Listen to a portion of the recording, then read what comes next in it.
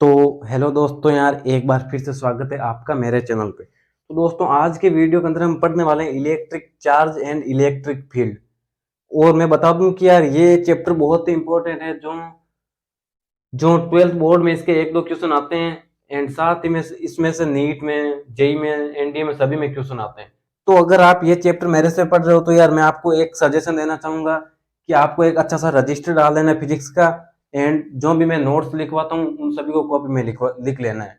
क्योंकि मैं जहाँ पे भी आप पढ़ रहे हो, जैसे कोटा में, या आपका दोस्त पढ़ रहे हैं कोटा में, कहीं पे भी सीकर में, तो आप मैच भी कर सकते हो कि मैं वहां से उससे तो थोड़ा बहुत ज्यादा ही पढ़ाने वाला हूँ। क्योंकि यार ऑनलाइन में क्या होता है ना, ऑनलाइन में हम एकदम कॉन्सेंट्रेट रहते हैं, बट कि ऑफलाइन में हमारे पास में शोर शराबा होता है, तो हम सही तरीके से ध्यान नहीं लगा पाते हैं। तो चलिए वीडियो की शुरुआत करते हैं। और यार वीडियो की शुरुआत, ये पहला चैप्टर है, तो सबसे पहले मैं इस चैप्टर पे आने से पहले आपको फर्स्ट बुक का थोड़ा बहुत इंट्रोडक्शन देने वाला हूँ। क्योंकि इंट्रोडक्शन से क्या है ना, आपको भी यार कुछ डर ना लगे। क्योंकि हमको लगता है कि 12th यार बहुत हैवी अब की बात बोर्ड आ गई है, तो ज्यादा डरने की बात नहीं है। क्योंकि फिजिक्स सभी इजी है, मुश्किल कोई चीज नहीं होती है। और आपको इस चीज के लिए भी डराया होता है कि यार बोर्ड के अंदर बहुत न्यूमेरिकल क्वेश्चन आते हैं। बोर्ड में इतने न्यूमेरिकल नहीं आते हैं, आपको थ्योरी बेस्ड भी आते हैं। और न्यूमेरिकल आते भी है ना, तो न्यूमेरिकल देख कर डरने की जरूरत नहीं है। क्योंकि कोई भी क्वेश्चन हैवी नहीं होता है। हैवी तो हम उसे देखकर हम खुद बना देते हैं हैवी तो चलिए सबसे पहले हम कुछ कुछ फैक्ट है जो मैं बता देता हूँ कि यार फिजिक्स के है ना, फिजिक्स की एक ब्रांच है जिसे हम कहते हैं इलेक्ट्रोमैग्नेटिज्म।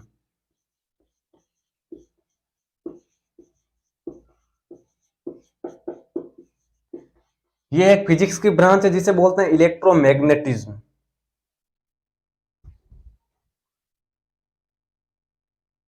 और और इसको हिंदी में बोलते हैं वैद्युत चुंबकत्व। वैद्युत चुंबकत्व। अब ये ब्रांच है ना, ये फिर से दो भागों में डिवाइडेड है। जैसे इलेक्ट्रोस्टैटिक,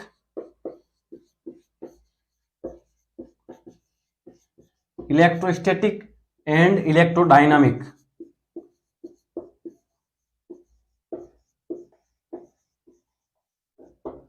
इसको हिंदी के अंदर बोलते हैं स्थिर वैद्युत की,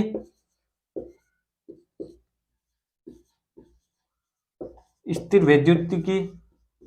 एंड इसको हिंदी में बोलते हैं बिजली गति विज्ञान।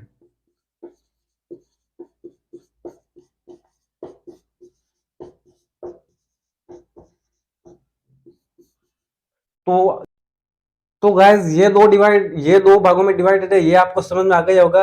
मैं बता दूं कि यार हिंदी मीडियम इंग्लिश मीडियम वाले दोनों ही देख सकते हैं। अब हम देखते हैं कि स्थिर वैद्युत की क्या होता है। स्टैटिक्स या वैद्युत की का, जैसे इलेक्ट्रो एंड वैद्युत की, ये दोनों एक ही। इसको बोल देंगे हम आवेश। जैसे वैद्युत की का हम आवेश कहते हैं। एंड स्थिर का मतलब रेस्ट पर। तो अब यहां से आपको नाम से ही पता चल गया होगा यार, स्थिर वैद्युत की। तो स्थिर वैद्युत का मतलब क्या होता है कि भौतिक विज्ञान की वह शाखा, या फिजिक्स की वह ब्रांच जिसके अंदर हम स्थिर आवेश का अध्ययन करते हैं, उसे स्थिर वैद्युत की कहते हैं। एक बार फिर से बोल देता हूं कि यार फिजिक्स की वह ब्रांच जिसके अंदर हम चार्ज रेस्ट पर होता है, उसका उसका जो भी अध्ययन करते हैं, उसके उसे स्थिर वैद्युत की बोलते हैं। मैं यहाँ पे लिख देता हूँ, आपको ये दो तो समझ में आ गया होगा। तो मैं यहीं पे लिख देता हूँ स्थिर वैद्युत की परिभाषा।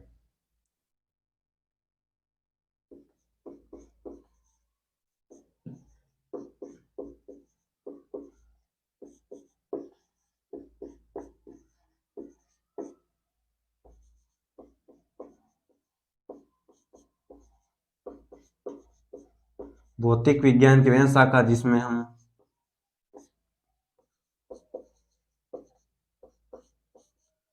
स्थिर आवेश का अध्ययन करते हैं।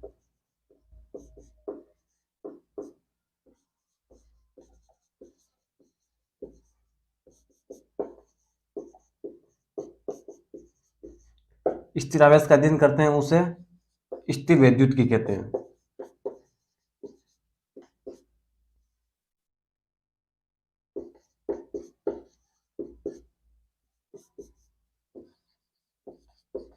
तो ये डेफिनेशन आपको समझ में आ गई होगी। ये इसकी है, ये आप ज्यादा लिख लेना, भूल मत जाना, यहाँ पे नाम मैं लिख नहीं सकता हूँ। ये स्थिर विद्युत की डेफिनेशन है। एंड बिजली गति विज्ञान में आप, मेरे को पता है इसी डेफिनेशन से बना लोगे कि इसके अंदर भौतिक विज्ञान की वें शाखा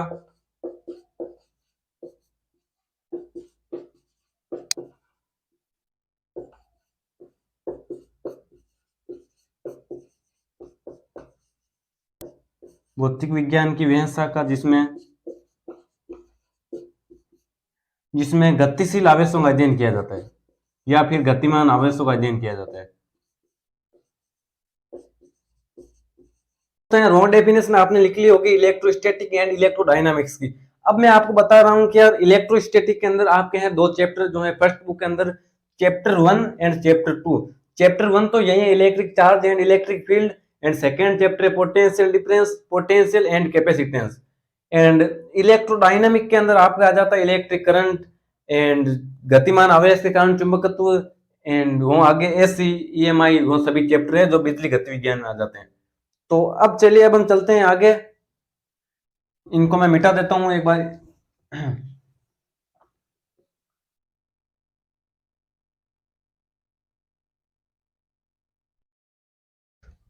तो दोस्तों यहां तक तो आपको समझ में आ गया होगा। अब हम करते हैं चैप्टर की शुरुआत। तो देखिए चैप्टर का नाम ही है electric charge and electric field. तो सबसे पहले तो आपको यार ये पता होना चाहिए कि चार्ज है क्या, चार्ज चीज क्या है। तो सबसे पहले मैं आपको चार्ज के बारे में समझा देता हूँ। चार्ज को हिंदी में बोलते हैं आवेश। तो देख, जैसे आपको कोई पूछ ले कि भाई आवेश है क्या, आवेश क्या चीज है, तो यार दोस्तों देखिए आवेश है ना, वो किसी वस्तु की फंडामेंटल प्रॉपर्टी है। ये उसके अंदर पहले से निहित होती है। हम अब इस पे क्वेश्चन नहीं लगा सकते कि भाई आवेश क्यों है। अब जैसे जैसे कोई किसी वस्तु का, जैसे ये मेरे पास में ये मार्कर है, अब मार्कर का कुछ ना कुछ द्रव्यमान है ही, तो हम ऐसे थोड़ी कह सकते कि ये द्रव्यमान क्यों है। हालांकि द्रव्यमान की एक डेफिनेशन हो सकती है कि भाई किसी बॉडी के अंदर, उसके अंदर जो भी पदार्थ है, उस पदार्थ की मात्रा को हम द्रव्यमान कह देते हैं। बट हम उस पर क्वेश्चन नहीं उठा सकते हैं कि भाई द्रव्यमान क्यों है। तो मैं चार्ज की परिभाषा लिख देता हूं कि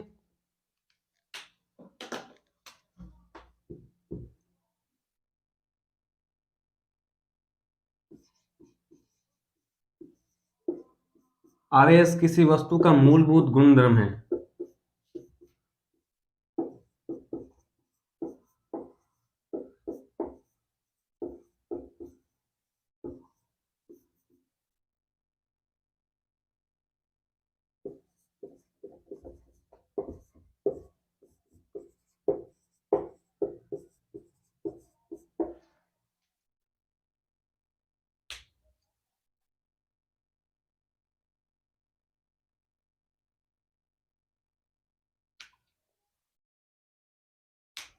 तो अब जैसे यार, अब मैंने आवेश की परिभाषा लिख दी कि आवेश किसी वस्तु का मूलभूत गुणधर्म होता है। अब आप बोले कि भाई मूलभूत क्या होता है।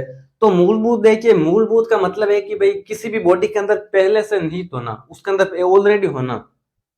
तो ये आपको समझ में आ गया होगा। तो गाइस आपको चार्ज एंड द्रव्यमान के अंदर थोड़ा बहुत पता चल गया होगा। अब जैसे मैंने बताया कि द्रव्यमान जो है वो चुंबकीय क्षेत्र को उत्पन्न भी कर सकता है एंड चुंबकीय क्षेत्र को अनुभव भी कर सकता है। वैसे ही जो चार्ज है ना, वो चार्ज दो चीजों के बारे में हमें बता सकता है। चार्ज हमें बता सकते हैं कि जैसे चार्ज किसी कमरे के अंदर है तो वहां पे विद्युत क्षेत्र है या नहीं है, और दूसरा हमें चुंबकीय क्षेत्र के बारे में बता सकता है। तो चार्ज हमको है ना, जो चुंबकीय क्षेत्र एंड विद्युत क्षेत्र को अनुभव या उत्पन्न करा सकता है। जैसे किसी रूम के अंदर पहले से चुंबकीय क्षेत्र या विद्युत क्षेत्र है, तो हम जब चार्ज लेकर आएंगे ना तो उसी से हमें पता चल पाएगा, ऐसे पता नहीं चल पाएगा। एंड दूसरा, ये जो है, जो विद्युत क्षेत्र या चुंबकीय क्षेत्र उत्पन्न कर सकता है। तो आई होप ये भी आपको समझ में आ गया होगा यहां तक। ये मैं एक बार का लिख देता हूं कि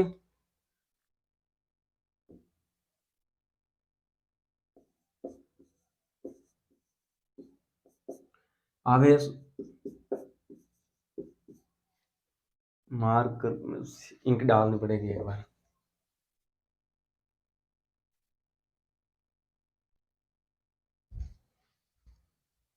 अब जैसे यहां पे मैं लिख रहा हूं कि भाई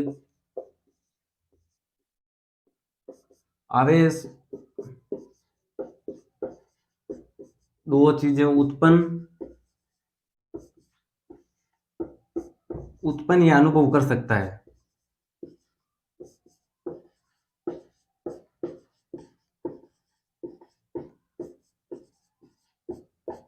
अब पहला है विद्युत क्षेत्र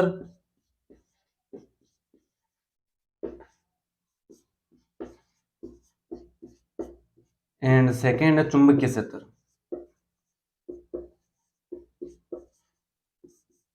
चुंबकीय क्षेत्र के लिए भी चार्ज की आवश्यकता होगी। तो यहां तक आपको समझ में आ गया होगा।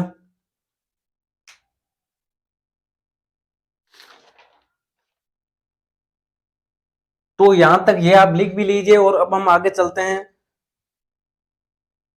तो अब गाइस अब हम चलते हैं आवेश के प्रकार के ऊपर। आवेश भाई कितने प्रकार के होते हैं। यहां पे मैं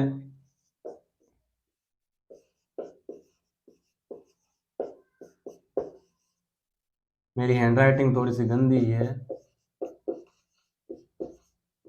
तो आवेश के प्रकार मतलब टाइप ऑफ चार्ज। जैसे अब आपको कोई पूछ ले कि भाई आवेश क्या होता है, ये आपको पूछ लेगा तो आप जवाब दे दोगे। बट आपको पूछ ले कि भाई आवेश कितने प्रकार का होता है, तो आपको बताना है कि भाई आवेश दो प्रकार का होता है। सबसे पहला तो आवेश होता है धनावेश एंड सेकेंड होता है ऋणावेश। मतलब कि positive charge and negative charge. यहां पे लिख देता हूं। तो पहला होगा धनावेश एंड सेकेंड होगा ऋणावेश।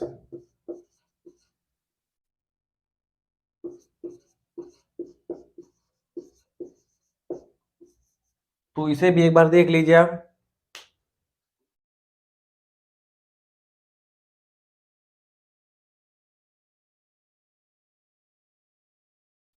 तो अब हम चलते हैं आगे। देखिए जैसे कि यार गाइस प्रैक्टिकली पाया गया है कि जब दो चार्ज सेम ही आवेश के सामने आमने सामने आ जाते हैं ना, तो रिपल्सन होता है। यहां पे मैं लिख देता हूं। जैसे जैसे सब पहले समझा देता हूं, मैं इन सभी को मिटा देता हूं।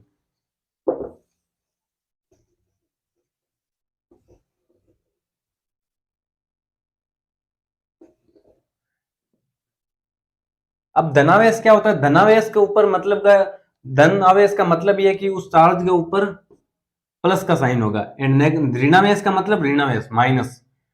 तो अब ये प्रैक्टिकली पाया गया है कि जब दो धनावेश आमने सामने आ जाते हैं ना, तो उनके बीच में हमेशा रिपल्सन होता है। जैसे ये प्लस आवेश एंड ये प्लस, जब दोनों आमने सामने आएंगे तो बहुत ही खतरनाक रिपल्सन होगा। एंड जब दोनों माइनस माइनस सामने आ जाएंगे ना, उसमें भी रिपल्सन होता है। एंड जब प्लस एंड माइनस ये दोनों आमने सामने आ जाते हैं ना, तो अट्रैक्शन होता है। अट्रैक्शन का मतलब आकर्षण। एंड जब माइनस माइनस में प्लस आमने सामने आ जाते हैं, तो भी अट्रैक्शन ही होता है। तो अब यहां से आप देख लीजिए, ये भी प्लस है, ये भी प्लस एंड ये भी प्लस, मतलब कि दोनों की जात समान है। तो इसे हम बोल देंगे सहजातीय आवेश। या ये भी माइनस माइनस है तो ये भी सहजातीय आवेश है। ये प्लस एंड ये माइनस है तो इन पे आवेश अलग अलग है, तो इन्हें बोल देंगे कि भाई विजातीय आवेश। मैं लिख देता हूं।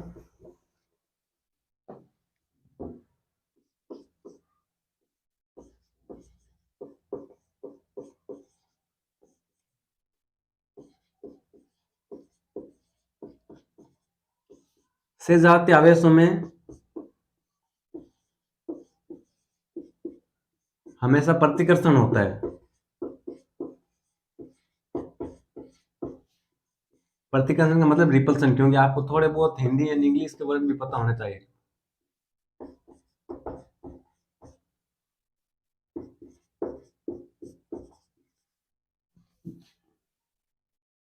जैसे दोनों आवेश धनावेश हो जाए,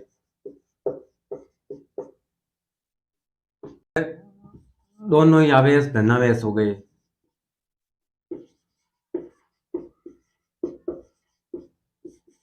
और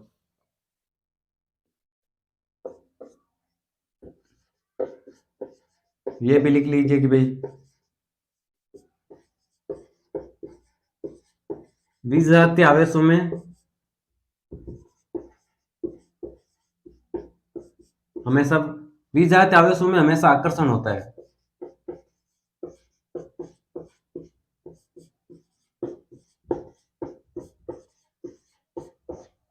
तो ये जैसे विजातीय आवेश, अब जैसे एक धनावेश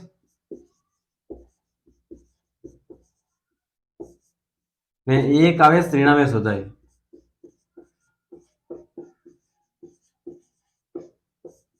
तो ये आपको समझ में आ गया होगा गाइस कि सजातीय आवेशों में हमेशा प्रतिकर्षण होता है। जैसे दोनों आवेश प्लस प्लस हो गई तो उनके अंदर रिपल्सन होता है, एंड जब दोनों आवेश अलग अलग हो, जैसे एक प्लस एंड एक माइनस, तो उनके अंदर आकर्षण होता है।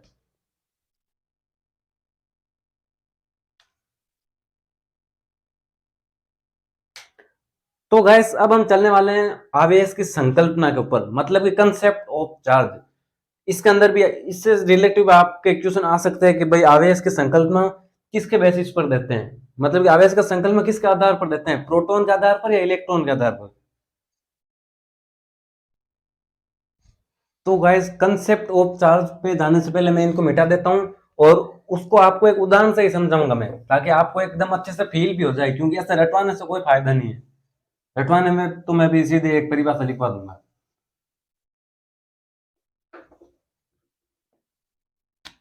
यहाँ पे लिख देते हैं कंसेप्ट ऑफ चार्ज।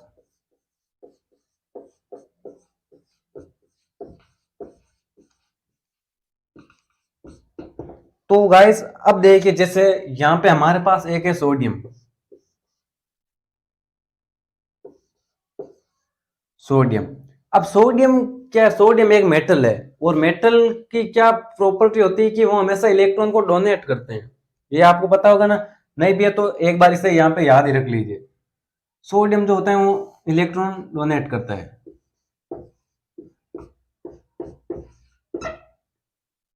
तो अब सबसे पहले तो यार गाइस आप ये बताओ कि सोडियम के अंदर न्यूट्रल न्यूट्रल स्टेट के अंदर इसके अंदर इलेक्ट्रॉन कितने होते हैं। तो न्यूट्रल स्टेट के अंदर इसके अंदर इलेक्ट्रॉन होने वाले हैं 11, एंड प्रोटॉन भी होने वाले हैं 11। तो अब सोडियम का ऑक्टेट होता है ना 281। यहां पे क्या है कि सोडियम के पास में एक इलेक्ट्रॉन एक्स्ट्रा में है, तो ये क्या करेगा, इसको डोनेट कर देगा। तो अब यहां पे देखिए कि जैसे अब यहां पे इसने एक इलेक्ट्रॉन डोनेट कर दिया, तो अब इसके अंदर टोटल इलेक्ट्रॉन कितने रहे, 10, एंड प्रोटॉन कितने रहे, प्रोटॉन इसके अंदर 11 ही रहे हैं। और अब यहां पे मैं आपको बता देता हूं सीएल के बारे में। अब सीएल क्या होता है, क्लोरीन। क्लोरीन हमेशा इलेक्ट्रॉन को एक्सेप्ट ही करता है, ये हमेशा इलेक्ट्रॉन लेता है, देता किसी को भी नहीं है।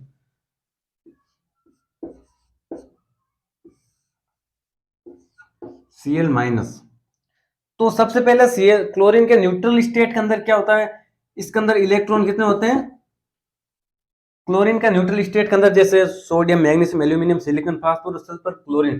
तो न्यूट्रल स्टेट के अंदर इसके अंदर टोटल इलेक्ट्रॉन होते हैं 17, एंड प्रोटॉन भी होते हैं 17, एंड इसका जो ऑक्टेट होता है ना वो होता है 287।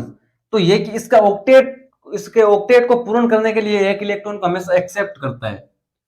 तो अब यहाँ पे इसके पास में इलेक्ट्रॉन कितने हो गए, 18, एंड प्रोटॉन कितने हैं, 17।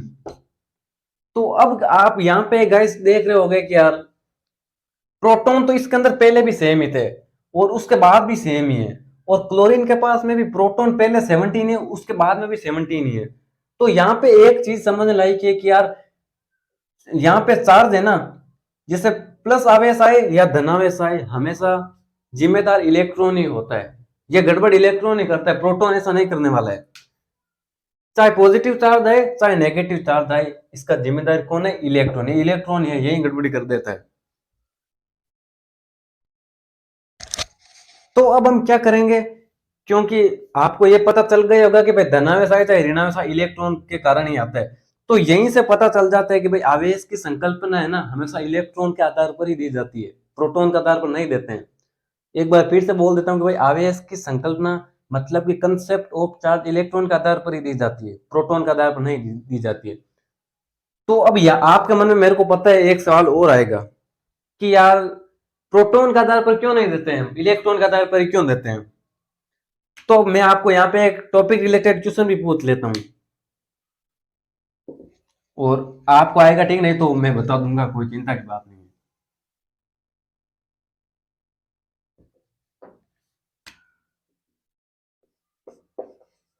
Topic related question.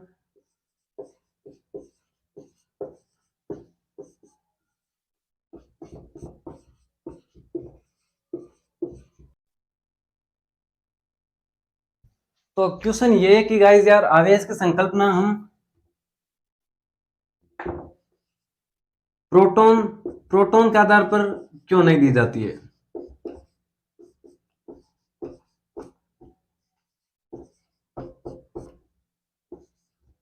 आवेश की संकल्पना प्रोटॉन के आधार पर क्यों नहीं दी जाती है। तो इसको एक बार आप ही सोचिए और उसके बाद में हम करवाते हैं।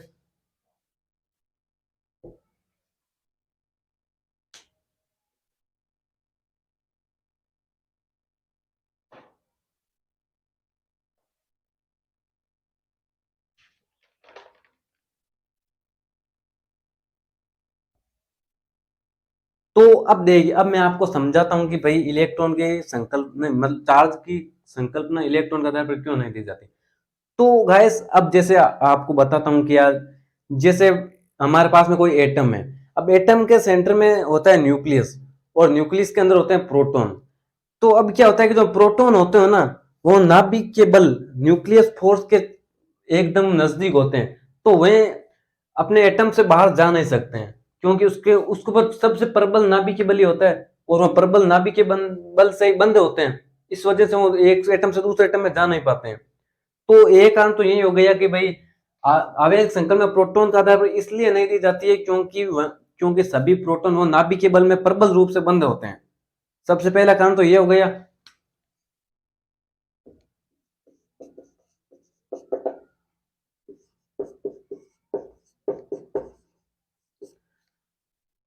प्रोटॉन परमाणु में प्रबल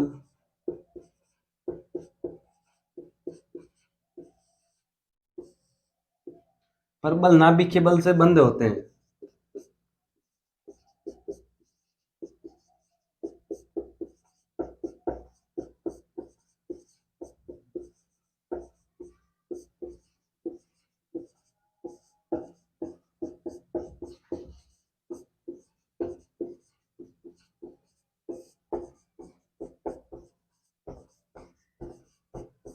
इसी वजह से एक परमाणु से दूसरे परमाणु में, दूसरे परमाणु में जाना असंभव होता है।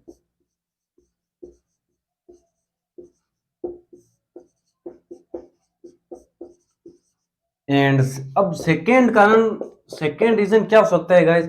ये पहला तो आपको पता चल गया है। अब सेकेंड में आपको बता देता हूँ कि सबसे पहले तो यहाँ पे साइड में आप लिख लेना कि भाई, तो एक चीज ये लिख लेना। एंड दूसरा, इलेक्ट्रॉन पर चार्ज कितना होता है। इलेक्ट्रॉन पर चार्ज होता है 1.6 इंटू 10 का पावर 19 कूलम। ये होता है इलेक्ट्रॉन का आवेश। एंड प्रोटॉन पर आवेश होता है ना, प्रोटॉन पे आवेश होता है प्लस का 1.6 10 का पावर 19 कूलम। तो इलेक्ट्रॉन एंड प्रोटॉन पे चार्ज तो दोनों पे सेम ही होने वाला है, बट जो है ना, जो प्रोटॉन का मास होता है ना, मास ऑफ प्रोटॉन, उसका मास है ना इलेक्ट्रॉन से 1837 गुना ज्यादा होता है।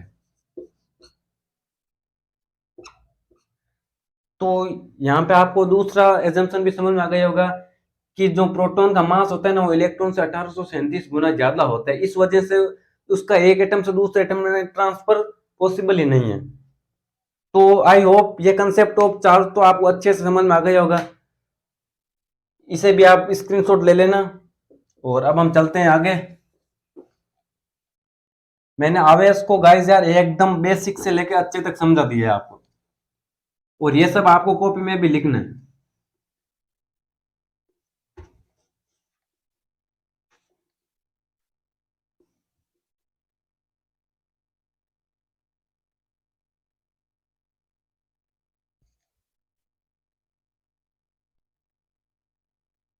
तो गाइस अब हम चलने वाले हैं यूनिट ऑफ चार्ज।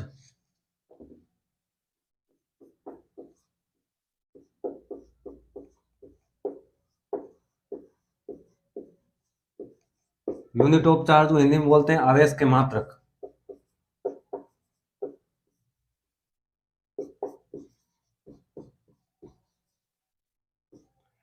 तो अब सबसे पहले देखिए आवेश का प्रतीक क्या होता है।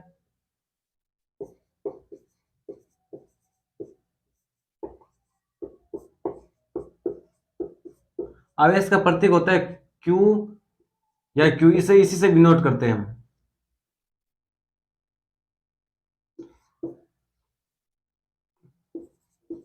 तो ये आपको यहां तक भी आप लिख लीजिए।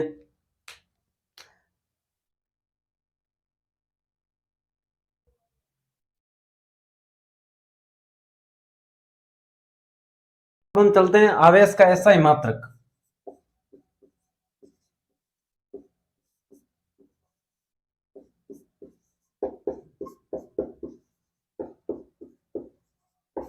तो आवेश का ऐसा ही मात्रक, तो ये फॉर्मूला हमने 10th में पढ़ा है, आपको पता होगा। I is to Q upon T. हमें क्यू की यूनिट चाहिए, तो इसको यहाँ पे भेज दिया I into T. And I क्या है? आई करंट है। करंट का ऐसा यूनिट क्या होता है? एम्पियर। एंड टाइम की ऐसा यूनिट सेकेंड। एंड इसे हम नाम देंगे कूलम, या आप इंग्लिश में लिख सकते हो कूलम। कूलम या कूलाम।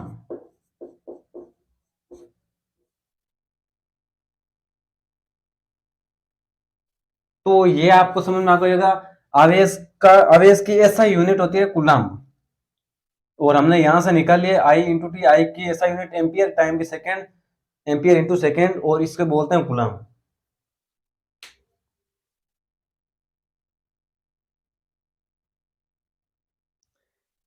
एंड एक यूनिट और है जिसे भी आप लिख लीजिए।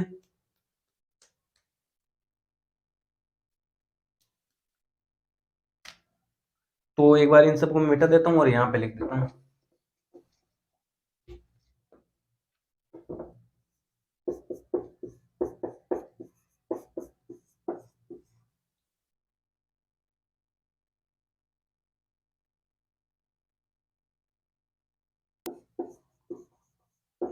कूलम। एंड आवेश की सीजीएस यूनिट होती है,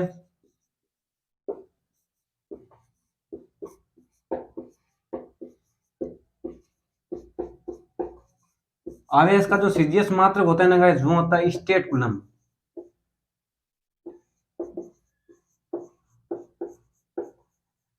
थोड़ा बहुत इंग्लिश में मेरा ये जो स्पेलिंग है वो गलत हो सकती है। And SI unit and CGS unit में एक रिलेशन होता है जो भी आपको लिखना है। जैसे ये देखिए 1 coulomb is equal to 3 into 10⁹ stat coulomb.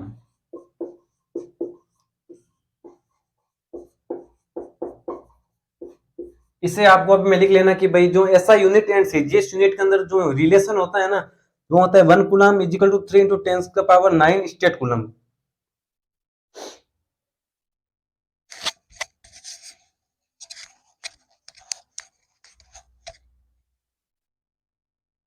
And एक यूनिट एक और होती है जिसे बोलते हैं विद्युत चुंबकीय यूनिट या इलेक्ट्रोमैग्नेटिक यूनिट। तो मैं यहां पे लिखता हूं विद्युत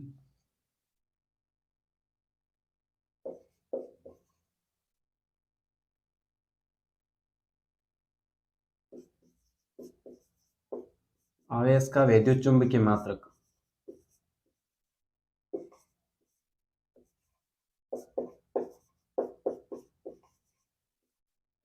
ये कितना होता है गाइस? ये देखिए आप,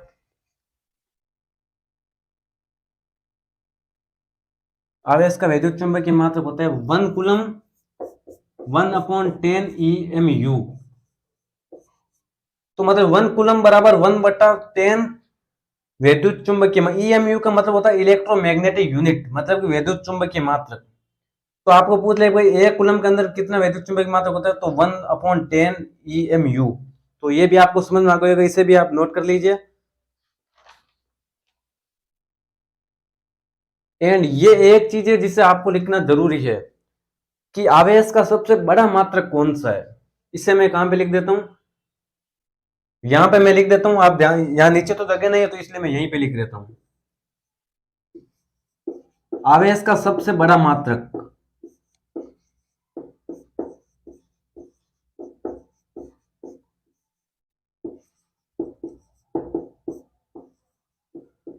तो आवेश का सबसे बड़ा मात्रक गाइस होता है वन, मतलब कि आवेश का सबसे बड़ा मात्रक फेरेड होता है और इसे हम एफ से डिनोट करते हैं। तो 1 फेरेड इजिकल टू 96,500 कूलम, ये आपको लिख लेना है। आवेश का सबसे बड़ा मात्रक होता है फेरेड और 1 फेरेड में होता है 96,500 कूलम।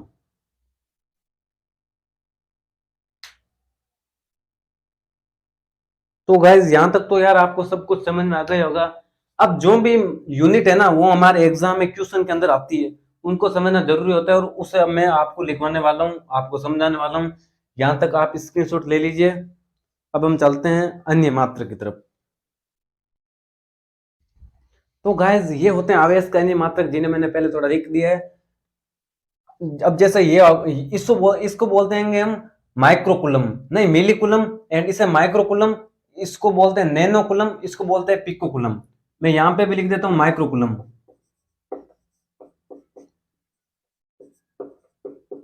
ये है माइक्रोकुलम, नहीं नहीं ये है मिलीकुलम, सॉरी यहां पर अभी इसे बोलेंगे मिलीकुलम।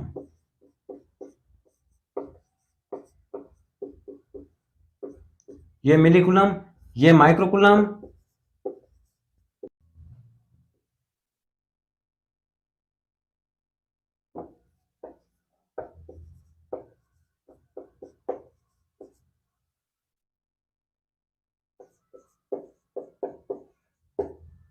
और इसे बोलते हैं नैनोकुलम,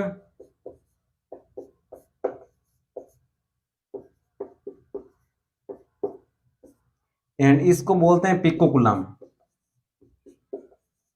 अब इसके भी कुछ कुछ क्वांटिटी होती है जो आपको लिखनी है।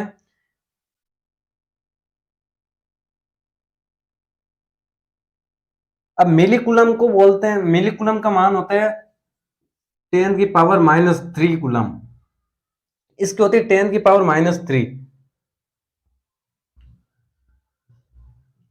10⁻³ कुलम। एंड माइक्रो का होता है 10⁻⁻6 कुलम, एंड नैनो की मान होता है -9 कुलम, एंड पिको का मान होता है 10⁻12 कुलम। तो ये आपको लिख लेना है, ये आपको ध्यान से लिख लेना। इनको मैं मिटा देता हूँ यार, आपको ऐसे ही पता चल, क्योंकि इससे आप थोड़ा कंफ्यूज हो जाओगे।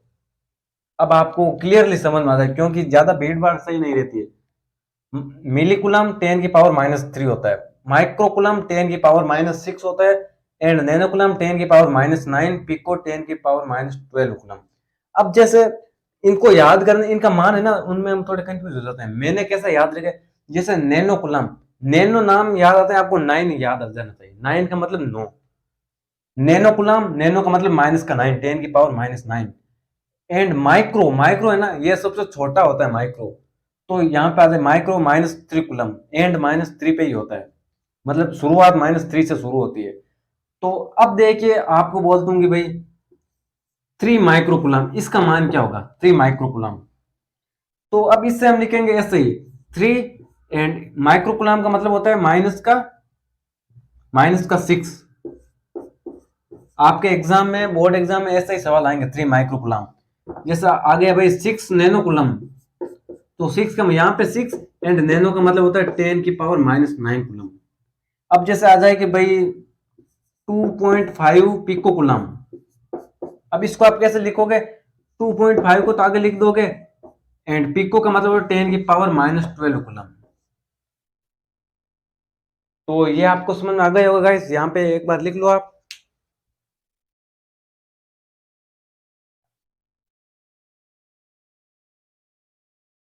तो आई होप गाइस यार आज का लेक्चर आपको समझ में आ गया होगा। अगर यार आज का लेक्चर आपको समझ में आता है तो यार आप मेरे वीडियो को लाइक करना और चैनल को सब्सक्राइब करना, क्योंकि आप जानते हो कि ऐसे वीडियोस बनाने के लिए बहुत मेहनत लगती है। और अगले लेक्चर के अंदर हम अब पढ़ने वाले हैं आवेश के गुणधर्म, मतलब कि प्रॉपर्टीज ऑफ चार्ज। अगला लेक्चर भी बहुत इंपॉर्टेंट है, उसमें से भी क्वेश्चन आते हैं एग्जाम में, जैसे नीट में, आईआईटी में, बोर्ड में। तो अगला लेक्चर हमारा होगा पूरा प्रॉपर्टीज ऑफ चार्ज के ऊपर, जिसे आप देखना। एंड ये वीडियो आपको समझ में आ गई होगा। जो भी चीज आपको समझ में आती है एंड जो नहीं आती है उसे आप कमेंट सेक्शन में लिख देना। तो ओके, मिलते हैं अगले वीडियो के अंदर, तब तक के लिए ओके।